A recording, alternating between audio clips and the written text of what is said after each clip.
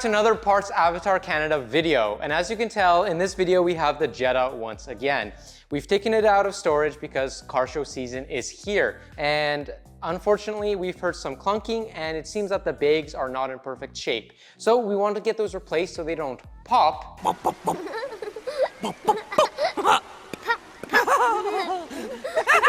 And we don't want that to happen along the road because that would be one of the worst things ever. So in today's video, what we're gonna do is actually go ahead and replace these air struts. So whether you need to replace your own air struts or you're just curious of what the process of replacing air struts is, this is the perfect video for you as we'll go through beginning to end what you need to do. Here we have those brand new air struts. So these are the two front ones that we're going to be throwing into the Jetta. We're going to remove first that rain tray. That's going to be removing the two wiper blades. With those two wiper blades off, we're going to have access right under here to all these bolts that actually hold everything in. And then we're going to take off the wheels. And that one comes off with just a plastic pry tool here in the corner. Boom. And that reveals the nut underneath right there. And the same goes for that one right here. Do not lose these as they're like a few bucks each. Boom. Put those aside. Then I think it's a 13 or 14 right there. Right on the dot, it is a 13 millimeter. So just take it off. Ah.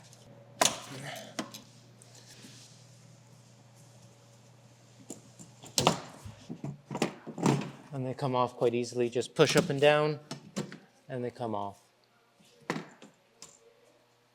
Now taking off the plastic trim, let's remove this rubber gasket. This just pulls off nicely, just so it's out of the way and we don't lose or ruin it. And then here we just pull up. If we look right here, same thing, plastic piece right there, one big piece, and this whole thing comes out just so we can get access to, as you can see, those bolts right there.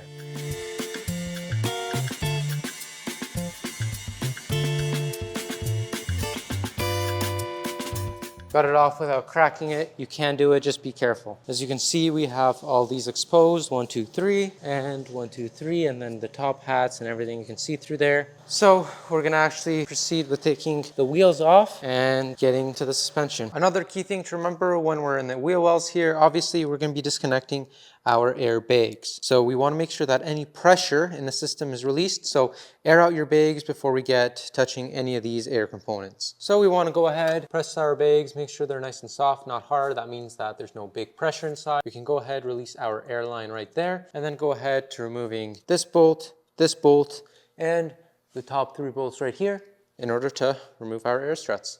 Pretty easy. But let's not forget this one first.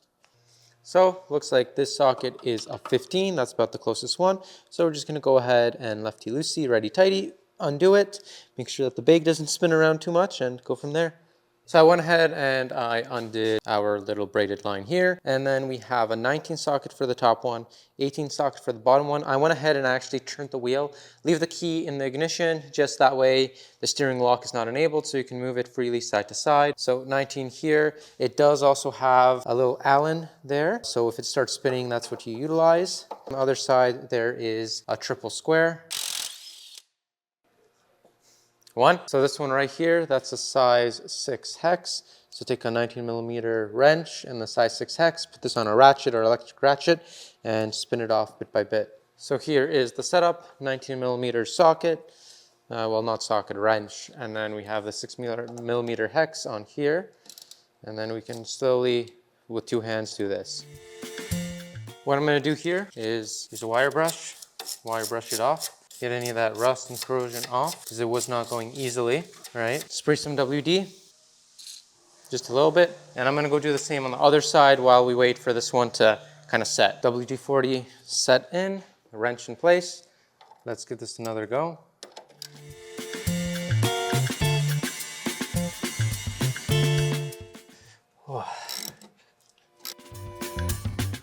Sway bar linkage is out. Now I'm just getting that out of there. Let's continue by getting this next bolt out. We're going to use like a little sledgehammer or something in order to push the bolt out. The other thing we're going to do here is I have a triple square MT14, so a 14 millimeter triple square that goes into there. And I'm gonna see if we can take that bolt out by spinning it out. If not, we'll use the hammer and go that way. I ended up just getting my impact, putting that M14 on there and taking it off. I think that was the easiest. Now I can use the hammer and smack it out. She's out and very, very corroded, so we're gonna clean that up. Up next, what we're gonna do is we're actually gonna use some sort of splitting tool to split this open. It's best to do this while the strut is still mounted in the car. That way you can use the force to push down on it and this won't go anywhere. So I'm gonna use a pry bar, splitter, or something like that to get that out. This is my trusty strut splitting tool, and that's what we're gonna use to open up this strut here.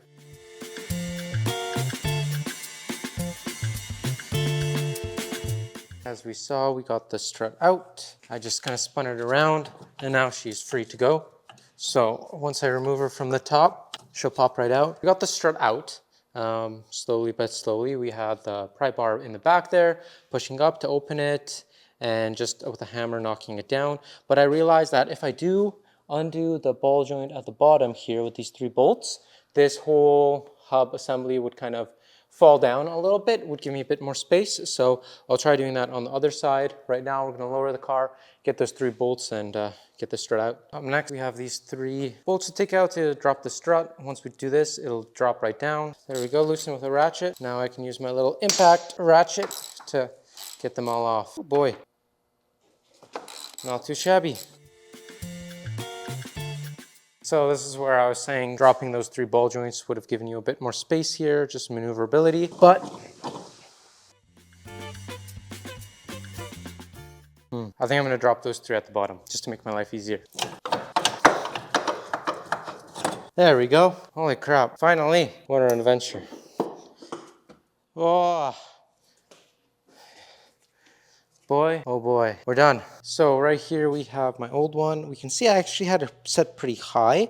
The new ones are set much lower. So we're gonna go ahead, adjust this, and I'm gonna make sure that it is sitting much, much lower. Like I wanna lower it at least that much more because I had that much more I could go lower. Let's go do that. So what I'm just doing now is I'm adjusting these coils, or not the coils, but kind of like adjusting a coilover and making them a little bit lower than they were because I wanted to lower my front ride height just a bit more. I'm gonna count how many teeth are here and just duplicate it on this side, and that's about it. So pretty tedious process, but do it how you want it. I'm gonna do this off camera, set them up how I want and put them in. Let's pop it in from the top first and then lead it into the hub assembly at the bottom. All right, first one's in. Let's get the rest of the bolts in and then lead this into its new home. There we go. Nice. We got this lined up and basically in. So what we can do is one of 2 things. Right under here, we have these 3 bolts for the ball joint. I'm gonna put them back in so they do not move. And then we can proceed with putting the rest of the stuff in. These 3 just go in down here. These are 17s. Let's get them all in. So what I want to do next is get everything lined up and in. So I'm actually gonna just get a jack and jack up from right underneath. I'm gonna put a jack with just a piece of wood to push everything in, get that bolt right in there, and that's about it. So we have the block of wood and we have the jack, so we're gonna just jack it up and line her up best we can. Sweet, everything looks to be lined up now. Collar is all the way down. Time to pull out my little pry bar, bit by bit. There we go. And we can start putting bolts in and lining things up, which is sweet. So putting the struts in, like I said, I used a jack here to jack up the bottom of the control arm to push the collar in. It's important to follow which way it goes. There's this little nipple that you have to ensure that goes good.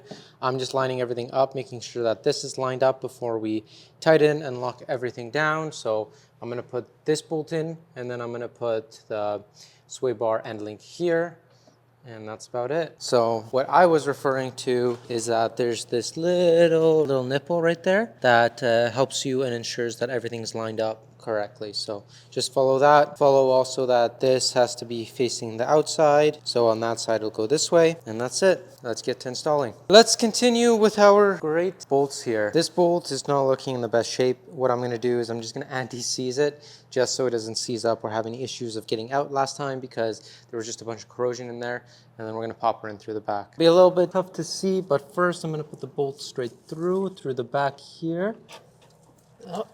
There we go. Right there is that bolt. And we'll put the nut on it.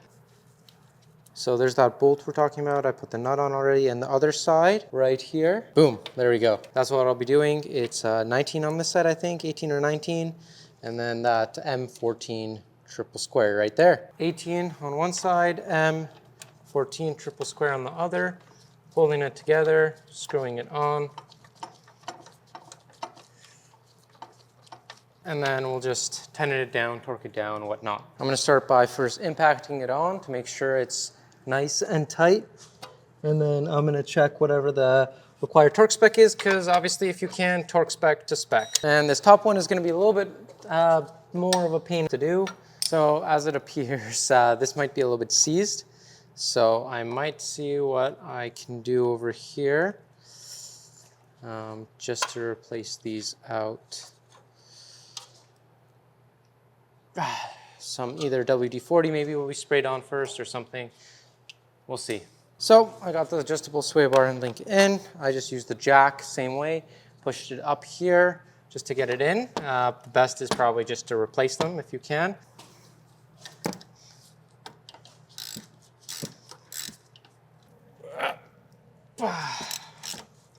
Now all we have left is we got to put in the air line. So I might do that now, and then I'm going to go tighten up all the bolts at the top. This is going to be one of the most annoying parts because this kind of spins and it is counterproductive in a way. But make sure you have it lined up straight and threaded in properly. That's all that really matters. And no need to rush with this. Actually, you know what? I need to unscrew this because I just realized I didn't put enough Teflon. You always should put fresh Teflon.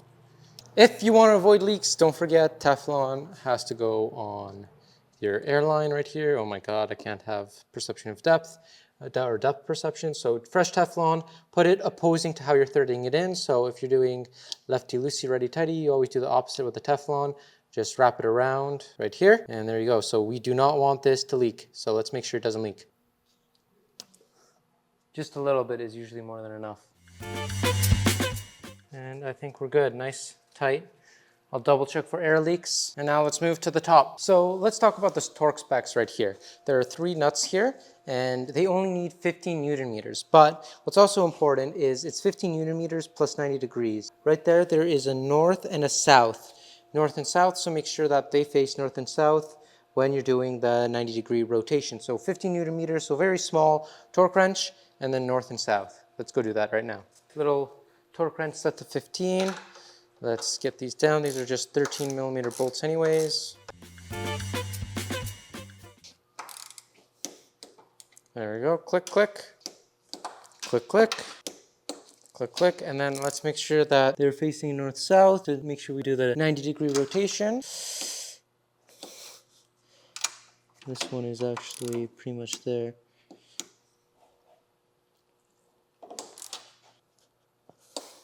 Don't want to overshoot it. North, south. North, south, north, south, north, south. Nice. From this, all we have left is 2 more to torque down.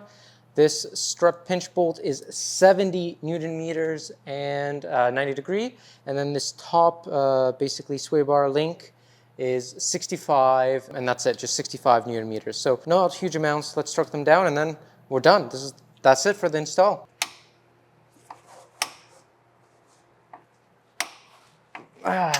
That is definitely torqued. One thing I had to do a little bit later was my sway bar end links. Sadly, one of them did snap when I was taking it out, so I had to get and order new ones from Raceland. What I actually had to do in order to torque it to spec and tighten it properly is use a 19 millimeter wrench and a size 6 millimeter hex in order for this to not be spinning.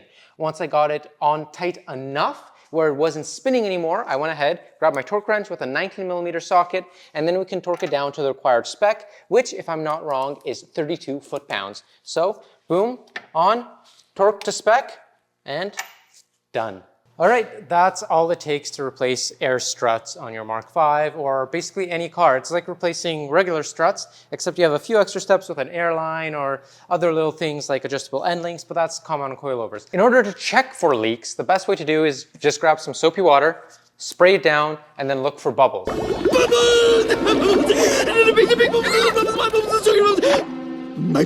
If there's bubbles, you know you have a leak. So that means you either didn't put enough Teflon or it's just not tight enough. So let's spray some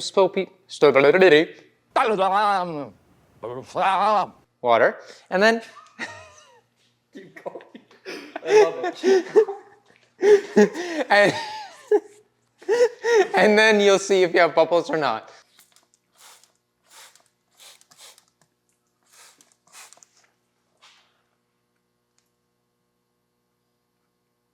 No bubbles. So thank you so much for watching, and I'm gonna go get the other side done now. Remember, Parts Avatar has got your back, so don't forget to subscribe to the Parts Avatar channel so you don't miss any of these exciting videos.